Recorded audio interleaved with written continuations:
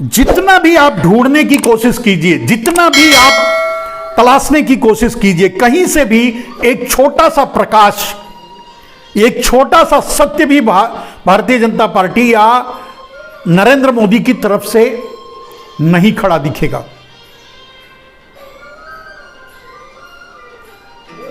असत्य और अन्याय तो कौर ही है।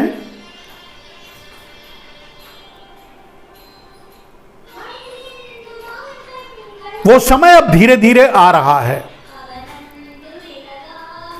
और सबसे खुशी की बात यह है कि राहुल गांधी ने उन सारे सेंसिटिव मुद्दे को, संवेदनशील मुद्दे को बड़ी गंभीरता से लिया है, बड़ी गंभीरता से लोगों से सुना है और बड़ी गंभीरता से और बड़ी जिम्मेदारी से उसे पूरा करने का वादा किया है, या ऐसा लगता है कि वो जरूर पूरा करेंगे। जिन जुमलों का इस्तेमाल करके नरेंद्र मोदी प्रधानमंत्री की कुर्सी पर बैठेंगे, उन जुमलों को सत्य साबित कर सकते थे, लेकिन नरेंद्र मोदी ने अपने अडानी अंबानी के चक्कर में नहीं किया और उन्होंने यह समझा कि एकमात्र मीडिया को खरीद करके पूरी तरह से वो अपने आप को हीरो साबित कर लेंगे, वो अपने सारे झूठ को सच बना देंगे, वो अपनी सारी गलतियों पर पर्दा डाल देंगे, वो अपनी सारे गलत नीतियों को जमीन के अंदर दबा देंगे, लेकिन नहीं कर पाएंगे, नहीं कर पाए। हां, उनकी मीडिया पूरी तरह से लगी हुई है, गोदी मीडिया पूरी तरह से इस कार्य में लगी हुई, लेकिन कुछ कर नहीं पा रही है। मेरे दोस्त, बेरोजगारी के हालात आज भारत के ऐसे हैं जिन पर बात करने से आपके रोंगटे खड़े हो जाएंगे, लेकिन ये और इनकी मीडिया और इनके पालतू 2 रुपए वाले ट्वीट वाले या इनके भक्त बेरोजगारों को भी गाली देते हैं।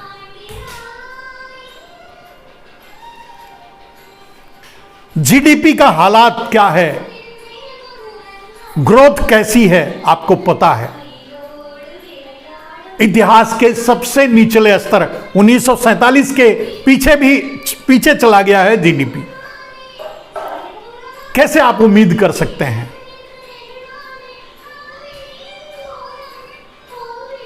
भारतीय जनता पार्टी की एक नेता ने कहा था भारत 1947 में आजाद हुआ, नहीं, भारत 2014 में आजाद हुआ।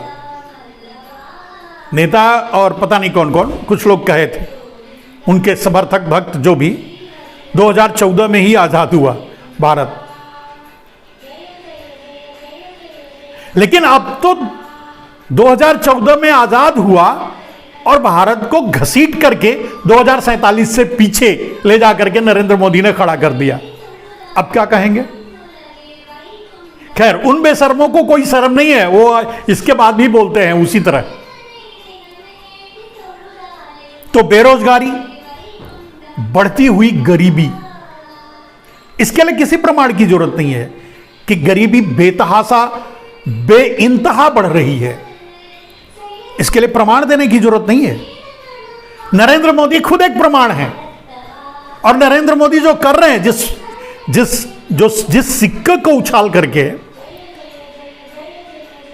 वो ठनठनाते हैं ना, वो एक जगह कहीं किसी में बोलते थे ये डन, वो डन, वो डन, वो डन। नरेंद्र मोदी खुद ही स्वीकार करते हैं 80 करोड़ लोगों से ज्यादा लोगों को, 80 करोड़ से ज्यादा लोगों को आज वो 5 किलो अनाज अगर मुफ्त में बांट रहे हैं और बांटना पड़ रहा है देश को, तो नरेंद्र मोदी ने इन 8 सालों में क्या किया है इसको बताने की जरूरत नहीं है। उन्होंने अपने जुमलों पर एक जिन्न खड़ा किया है खुद ही, जो जिन्न बाहर आकर के अब लोगों को दिखाएगा और बताएगा कि नरेंद्र मोदी ने क्या किया है। तो बढ़ती गरीबी, ग्लोबल हंगर इंडेक्स में 107वां स्थान भारत का है।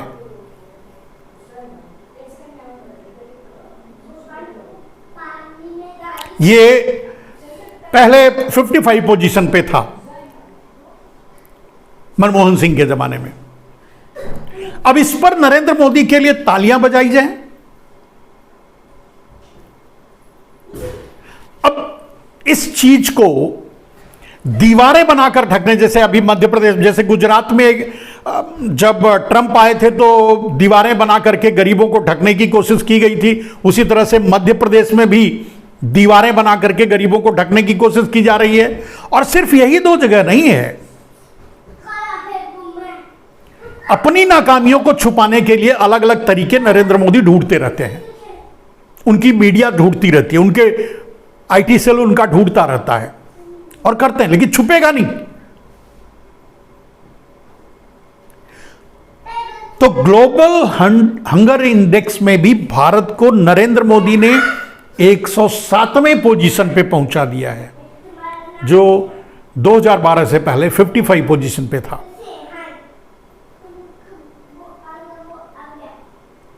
अच्छे दिन के लिए तालियां बजाइए, विश्व गुरु होने का नारा लगाइए, या फिर जय श्री राम कहकर के डंडा उठा लीजिए और जिसको चाहिए उसको पीट दीजिए, या फिर जो ये बात आपसे पूछे या बोले उसको बोलिए कि पाकिस्तान चले जाइए। अगर यही समाधान है तो ठीक है।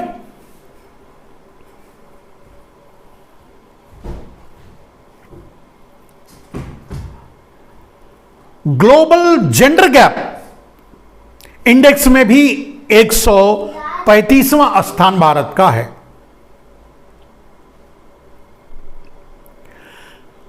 ग्लोबल प्रेस फ्रीडम में 150वां स्थान भारत का है। हम समझते हैं कि निचले एकदम से नीचे आने में बहुत कम समय रह गया है। कहां गए वो वादे, कहां गया वो झूठ,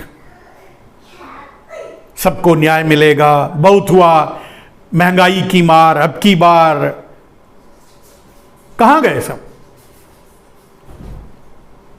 बहुत हुआ नारी पर अत्याचार, अब हो रहे हैं बलात्कार।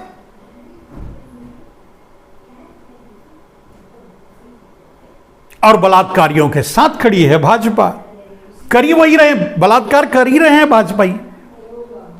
अब एक एक घटना का नाम लेकर क्या बताऊं, आप खुद ही देख रहे हैं। नहीं गोदी मीडिया में देखेंगे तो कम से कम सोशल मीडिया के द्वारा तो आप जानते ही होंगे।